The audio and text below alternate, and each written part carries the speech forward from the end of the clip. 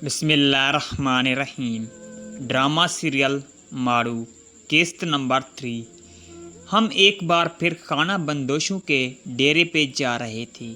रास्ते में शाकिर तुम सरखना अंदाज में कहता है कि बे व्यापारी बकरियां देखने जा रहे हैं कि बकरी मेरे कह के निकल गए। हम बंजर लाट में दाखिल हो गए। दूर से नज़र आ रहा था कि बकरियां डेरों पे आ चुकी थी और बहुत सी लड़कियां व औरतें इधर उधर चल फिर रही थी। मैं और शाकिर उसी खैमे के पास आके रुक गए जिस खैमे पे सुबह के वक्त आए थे। हमको देखकर वही आदमी जिसने हमें चाय पिलाई थी कहीं से निकल कर आ गया और बड़ी गर्म जोशी से मिला जैसे हम उसके सदियों से वाकिफ़ कार हैं। उसने खैमे से एक चारपाई निकाल कर खैमे के बाहर डाल दी और हमें बिठाया। साथ कहा कि आप बैठो, मैं बकरियों का दूध निकाल लूँ, फिर बात करते हैं। और वो चला गया। शाकिर कहने लगा कि हमने अभी तक उसका नाम भी नहीं पूछा। मैंने कहा खैर है, अब आएगा तो पूछ लेंगे। और मेरी नज़र अपनी मेम जी को ढूंढने में लग गई। मैंने चारों तरफ नज़र दौड़ाई तो मुझे 3-4 खैमे छोड़ के आगे वाले खैमे के पास वो चलती फिरती नज़र आई। वो भी अपनी बकरियों के बच्चों को दूध पिला रही थी। मैं उसे देखकर एकदम बर्फ़ हो गया। मुझे यूं गुमसुम देखकर शाकिर ने कहनी मारी कि मुझे भी दिखाओ, वो सुनी गारा कौन सी है। मैंने आंखों से इशारा किया कि वो देख 5वें खैमे के बाहर नीले सूट वाली। शाकिर ने जब देखा तो एकदम दंग रह गया। कहने लगा यार असद कमाल है, कमाल भाई। सियाने हमेशा सच्ची कहते हैं कि लाल हमेशा झोपड़ियों में ही होते हैं।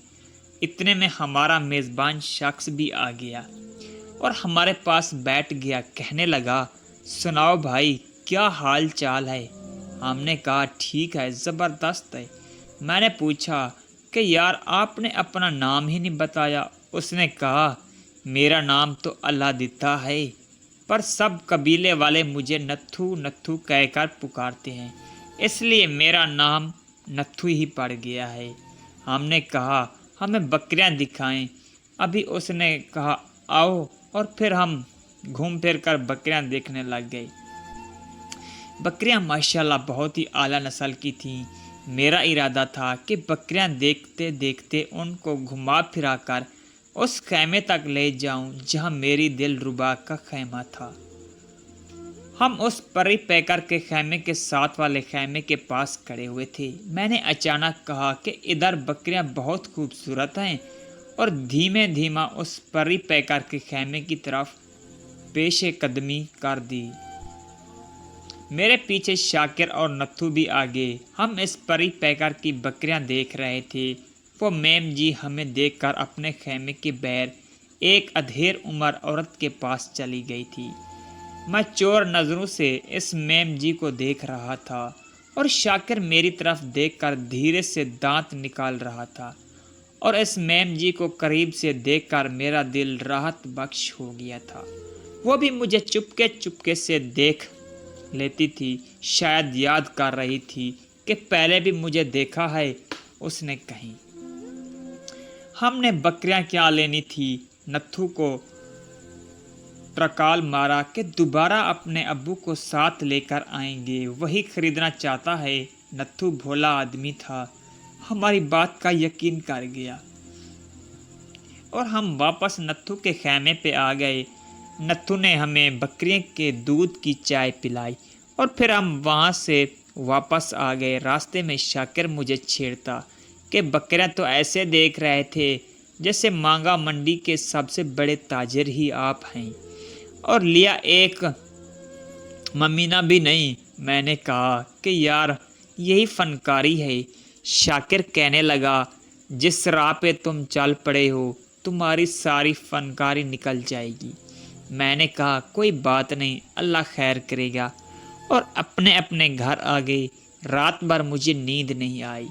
मैं सवेरे सवेरे ही उठकर नहर पे आ गया। पानी ठाठे मार रहा जा रहा था। परिंदे चैर चार रहे थे। मैं ऐसे ही इंतज़ार करने लगा अपनी मेम जी का और इस बंजर लाट की तरफ देखने लगा जहाँ मेरी दिलरुबा ना जाने क्या कर रही होगी। इस बंजर ज़मीन से एक सड़क सीधी नहर को आती थी। मैं चलता चलता इस नहर पे आ गया और सोचने लगा कि इस सड़क पे मेरी दिलरुबा आती जाती है। मैं पागलों की तरह उसके रास्ते में खड़ा था। फिर मुझे सोच आई कि अभी कौन सा उसने आना है, वो तो दिन चढ़ेगा तो वो आएगी। हो सकता है आज इधर ना आए, किसी और तरफ अपनी बकरियां लेकर जाए। मैं बोझल कदमों के साथ वापस घर आ गया। चाय का एक कप पिया, नाश्ता करने पे दिल ही नहीं किया। मैं सोचने लगा कि अपने दिल का हवाल इस मेम जी को कैसे बताऊं कि मेरा क्या हाल होगा। उसका पहली बार मिलना और आंखें भर के देखना, फिर उनके डेरों पे भी उसका चुपके चुपके देखना लाजिम। उसके दिल में भी कुछ न कुछ ज़रूर होता है। मैं सोचने लगा कि जंगली सी लड़की शायद मोहब्बत के बारे में जानती भी है कि नहीं, शायद मेरे दिल का भरम रखती भी है कि नहीं। मेरे दिल में वसवसे आ रहे थे, मोहब्बत मेरे अंदर धमालें डाल रही थी। मुझे इस मेम जी की कुर्बत दरकार थी। मेरा दिल चाहता था उसे सामने बिठा के अपने दिल के सभी जज्बात उसके सामने रख दूं, मगर ऐसा कैसे मुमकिन हो सकता है। मैंने सोचा कि शाकिर से मशवरा लेता हूँ, वो ज़रूर कोई तरतीब बताएगा। और मैं घर से निकलकर शाकिर का दरवाज़ा खटखटाया। शाकिर का पूछा तो जवाब मिला कि खेतों में गया है। मैं शाकिर के खेतों में चला गया। शाकिर की मकई की फसल कट रही थी और वो मज़दूरों की निगरानी कर रहा था। मुझे देखकर बोला, मेरे रक्षे कमर, तूने पहली नज़र चाय बकरियों के दूध की पिलाई, मज़ा आ गया। मैं समझ गया कि शाकिर किस स्टेशन पे बोला है। मैंने हंसकर कहा, और बकरियों के दूध की चाय पी के आए। शाकिर कहने लगा, ना भाई ना, अपने अब्बा को साथ लेकर जाएं तो चाय मिलेगी, वरना वो लोग अब की बार हमें रस्सियों से बांधकर पिटाई करेंगे। मैंने कहा, चल आओ इधर ट्यूबवेल पे बैठते हैं। ट्यूबवेल पे बड़ी चारपाई पे बैठकर मैं अपने असूल मदह पे आया कि शाकिर अब क्या किया जाए, कोई मशवरा दो। शाकिर ने मजाक के मूड में कहा कि करना क्या है, इस परी पैकर को बकरियां चराते हुए अगवा कर लेते हैं और अदालत में लेकर जाकर निकाह कर लो, बात ख़त्म। खाना बंदोश लोग हैं, कौन सा फांसी लगवा देंगे। मैंने कहा, यार मोहब्बत में ज़बरदस्ती नहीं होती, मोहब्बत तो दोनों तरफ से बराबर हो, दोनों फ़रैक मुत्तफीक हों तो असल लुत्फ़ है, वरना कुछ नहीं। बाकी जो तुम कह रहे हो ना, उससे अगवा कर लें तो जनाब, ऐसे अगर मुमकिन होता तो हर आशिक अपनी महबूबा को अगवा करके निकाह कर लेता। आप शायद नहीं जानते, अगवा की FIR भी बहुत सख्त होती है। सीधी दफ़ा 365 लगती है और दफ़ा 365 में 25 बरस तक कैद की सज़ा हो सकती है। शाकिर कहने लगा, मजाक कर रहा था मैं तो, आप तो कानून की किताबें खोल के बैठ गए। मैंने कहा, अब इस परी पैकर को अपना हवाल दिल कैसे सुनाऊं। शाकिर कहने लगा, इसका हल भी सोच लेते हैं। मैंने कहा, आपको सब हल आते हैं, सच बताओ आपने कितनी मोहब्बतें की हैं, आप तो मोहब्बतों के मामले में काफ़ी माहिर हो। शाकिर कहने लगा, बस यार, मुझसे तो मेरी एक कज़न भी काबू नहीं आई, 3-4 बरस तक अपने पीछे लगाए रखा और आखिर किसी और के साथ शादी करके 2 बच्चे भी पैदा किए बैठी है, और आप मुझे माहिर समझते हो। मैंने कहा, फिर आपको हरबे तो सभी आते हैं जो आशिक लोग करते हैं। तब शाकिर कहने लगा, कामयाब हो या नाकाम, मगर आशिक आशिक होता है।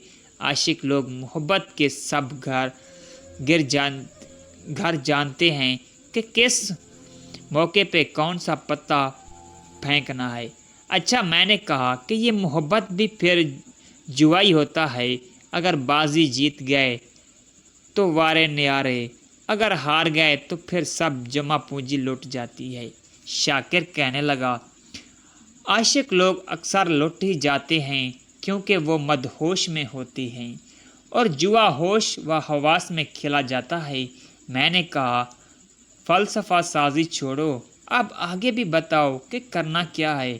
شاکر کہنے لگا، ایک حل ہے، جب وہ بکریاں لے کر آئے گی تو راستے میں اسے روکیں گے کہ ہمیں بکریوں کا دودھ چاہیے۔ ڈاکٹر نے بتایا ہے کہ دوائی بکریوں کے دودھ کے ساتھ کھانی ہے۔ اگر وہ انکار کرے تو اسے پیسوں کا لالچ دیں گے کہ دودھ پیسوں سے ہی دے دے۔ جب وہ دودھ دے گی تو تب آپ طریقے سے اس کا نام پوچھ لینا اور گول پٹو ڈال کے اسے اپنی طرف متوجہ کر لینا۔ امیدیں یہ ہیں کہ ہر بات کارگر ثابت ہوگا۔ مجھے شاکر کی بات میں وزن لگا اور میں بھی اس بارے سوچنے لگا۔ میں نے شاکر کو کہا کہ چلو میرے ساتھ اور اس میم جی کو ڈھونڈتے ہیں۔